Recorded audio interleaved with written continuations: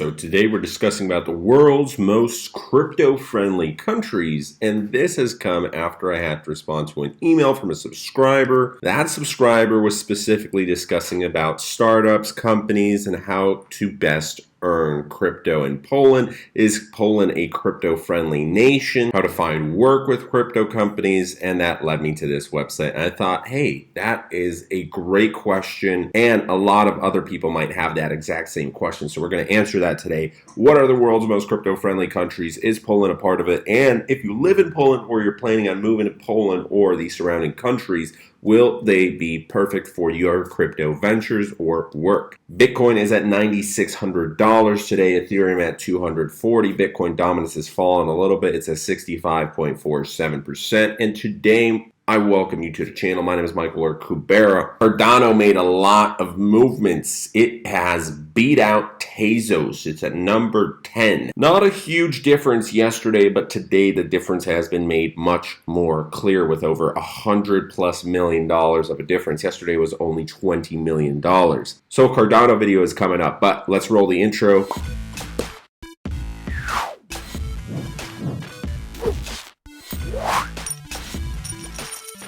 Thanks for joining us in today, guys. Again, crypto is doing pretty nice. Oh, just moved up there a few bucks, holding around 3,400. Still waiting on local Bitcoins to let me verify my address. Unfortunately, their support system, 5 to 7 business days that I'm waiting. So yeah, I have to go to the bank, get some documents because my bank doesn't do documents with the address. I can't verify. I don't have any utility bills from the past 90 days. I've got documents that are older than that. I already was verified with local Bitcoins, but I got to verify again, and that is where I'm selling half of my Bitcoins. And oh, 96.12 right there. So what are the world's most crypto-friendly countries? If you had $1 million worth of crypto, you want to convert it and withdraw to your bank account. And that's huge. A lot of people have questions.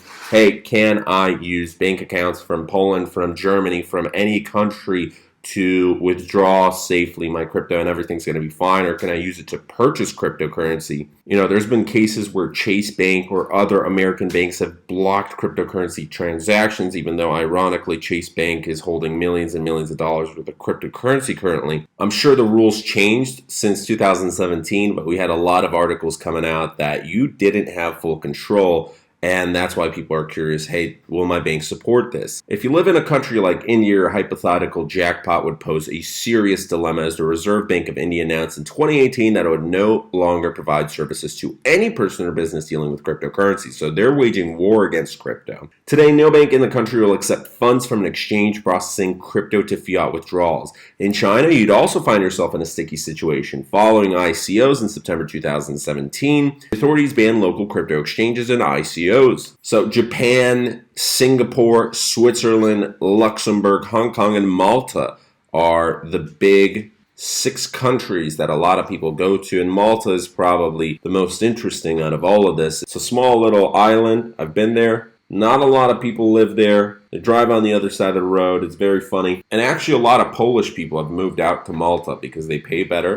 There was a cryptocurrency exchange from Poland that moved to Malta because the taxes were better and the regulations were better. So here we have a map of the world, and red means it is banned. Orange, yellow, so it's a little bit like, hey, you know, there might be issues. And green or light green is good. The darker color green is obviously the best. And here, surprisingly, Iceland isn't so friendly. So one of our neighbors, the Czech Republic right here, is orange, so it's not doing too well. It's a little bit hostile, but most of Europe is doing much better than, for example, Africa, where you have some nations where are completely banned it, or they just don't have the infrastructure in place. Or even in Southeast Asia, you'd be surprised. A lot of people are like, yes, in Southeast Asia, you know, there's a lot of crypto opportunities. And yes, Singapore is there, and not too far away we have Japan. But a lot of countries here are kind of, it's iffy. Obviously, the more civilized nations, so there's the United States of America, the UK, Australia, the Scandinavian countries. Spain is green.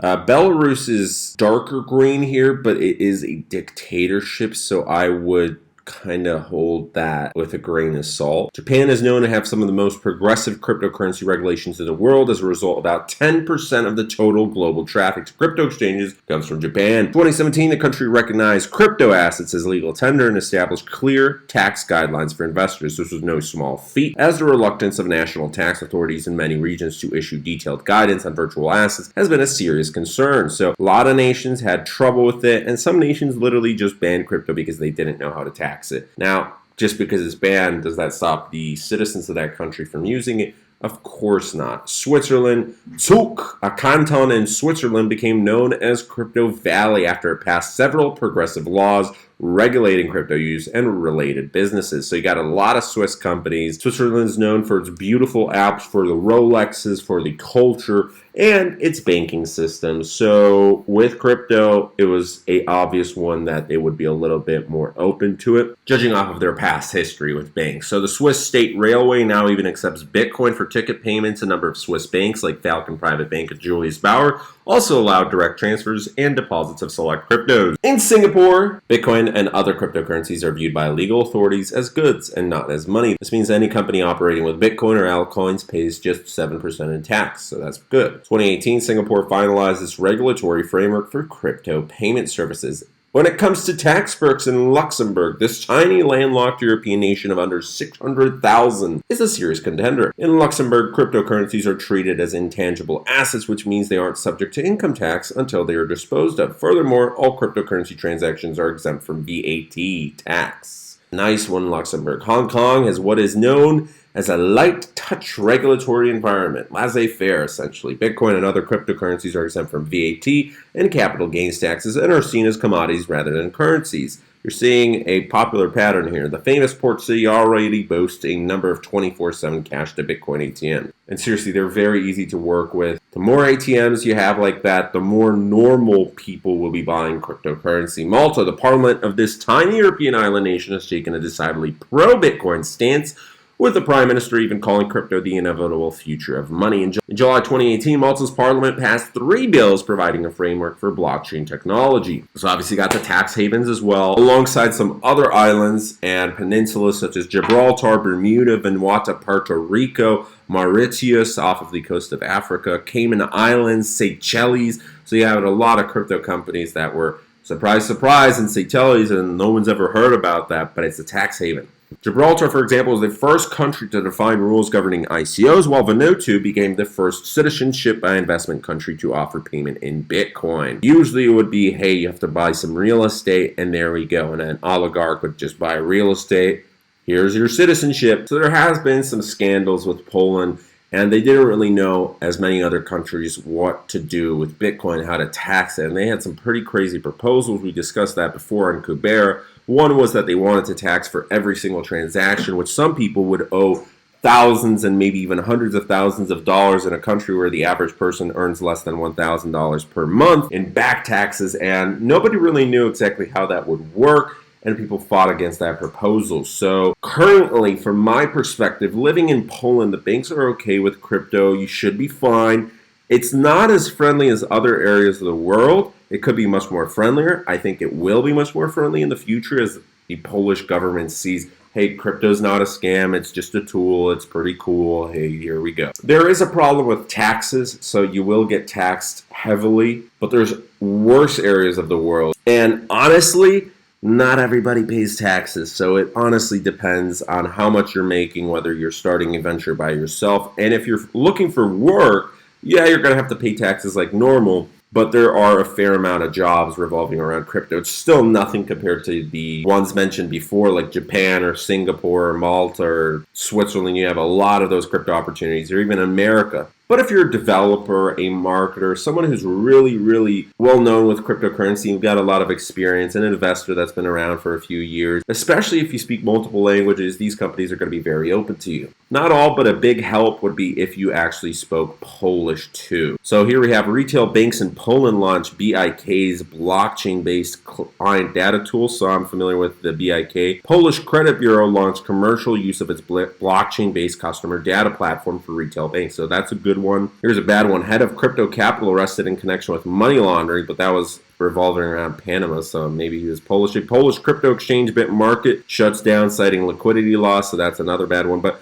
Golem launches new entity. Polish bank verifies documents with Ethereum blockchain. Here we have a €2 million grant from the European Commission, and Poland was involved with that. 63% of Europeans say that crypto will exist in 10 years, but only 49% believe in Bitcoin. Major Polish insurance company taps blockchain for its paperwork. Austrian bank Raiffeisen works on national digital currency pilot. They're extending collaboration with the Polish-British fintech Bilon for a new form of DLT-based national currency tokenization. So we see that there are a fair amount of positive articles or something going on with crypto. We're going to take a look at some of the blockchain startups. Here we have Bilon. That was the largest one.